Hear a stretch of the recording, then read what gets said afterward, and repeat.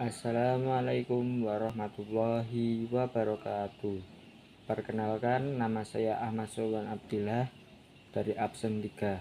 Saya ingin mempresentasikan tentang Kerajaan Singasari dari latar belakang, era kejayaan, fase kemunduran maupun peninggalannya. Lahirnya Kerajaan Singasari yang pada awalnya bernama Tumapel lahir dari keinginan Ken Arok untuk memperistri Ken Dedes yang saat itu merupakan istri dari Tunggul Amentung. Keinginan Ken Arok tersebut membuatnya membunuh Tunggul Amentung sehingga ia dinobatkan menjadi Akuwu Tumapel, sekaligus memperistri Ken Dedes. Kemudian Ken Arok melakukan penyerangan terhadap Daha dengan izin para Brahmana.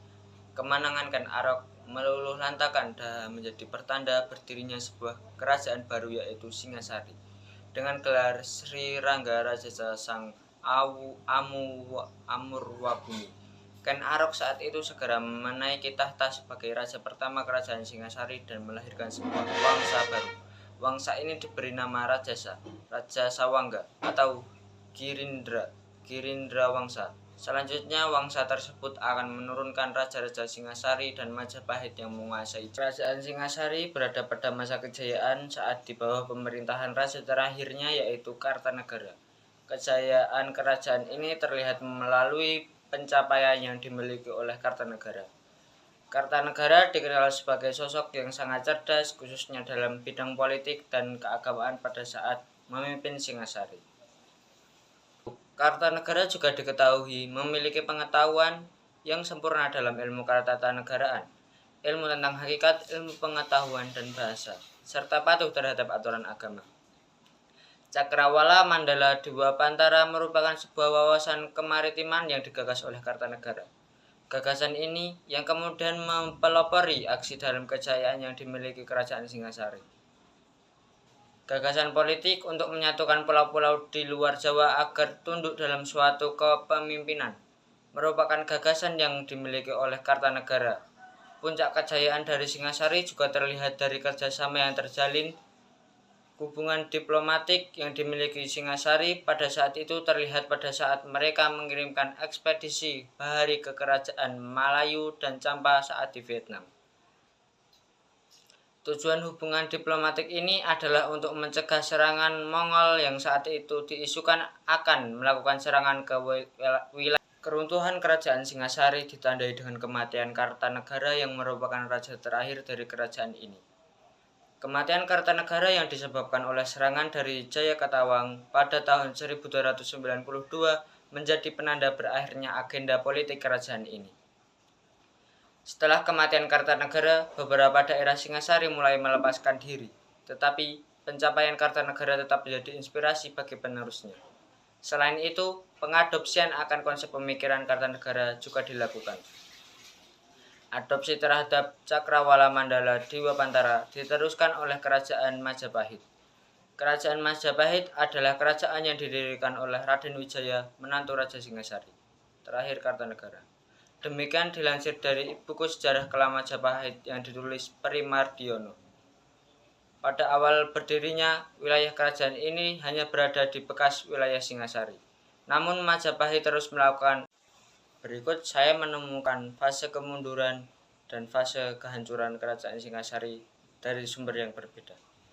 Kerajaan Singasari merupakan sebuah kerajaan di Jawa Timur yang didirikan oleh Ken Arok pada 1222. Kerajaan ini berada di daerah Singosari, Malang. 5 penyebab runtuhnya kerajaan Singasari. Yang pertama, melemahnya kekuatan militer. Keruntuhan kerajaan Singasari juga dipengaruhi oleh kekuatan militer kerajaan yang semakin melemah. Hal ini terjadi akibat banyak pasukan kerajaan yang dilibatkan ekspedisi ke Bali, Masura, Sumatera, dan berbagai daerah lain. Dengan demikian, militer yang ada di kerajaan semakin berkurang saat terjadi pemberontakan. Yang kedua, kemunculan konflik. Penyebab kerajaan Singasari berikut adalah karena berbagai konflik yang terjadi. Salah satu yang memberi dampak berarti adalah konflik antara Raja Kartanegara dengan Kaisar Kubilai Khan yang berasal dari pengkhianatan menantu raja. Kondisi kerajaan Singasari semakin melemah saat menantu raja melakukan pengkhianatan. Menantu tersebut adalah Ardaraja atau putra Jayakatawang, sosok panglima perang kerajaan Singasari. Adanya kesempatan tidak dibiarkan begitu saja oleh Jayakatawang. Ia segera melakukan penyerangan dan menghancurkan kerajaan Singasari ketika itu. Kerajaan Singasari dikepung dari selatan dan utara sampai tidak bisa lagi menahan gempuran. Yang keempat, Raja Kartanegara gugur. Penyebab runtuhnya kerajaan Singasari yang selanjutnya adalah karena gugurnya Raja Kartanegara. Terjadi serangan secara tiba-tiba dari pasukan Jayakatawang menyebabkan banyak orang di istana kerajaan gugur. Bahkan hampir semua orang di istana harus gugur termasuk Raja Kartanegara. Yang kelima, pemberontakan Raja Jayakatawang. Kerajaan Singasari harus menghadapi pemberontakan yang dilakukan oleh Raja Jayakatawang dari kerajaan Kediri. Pemberontakan ini dilakukan atas dasar ingin mengambil kekuasaan kerajaan Singasari.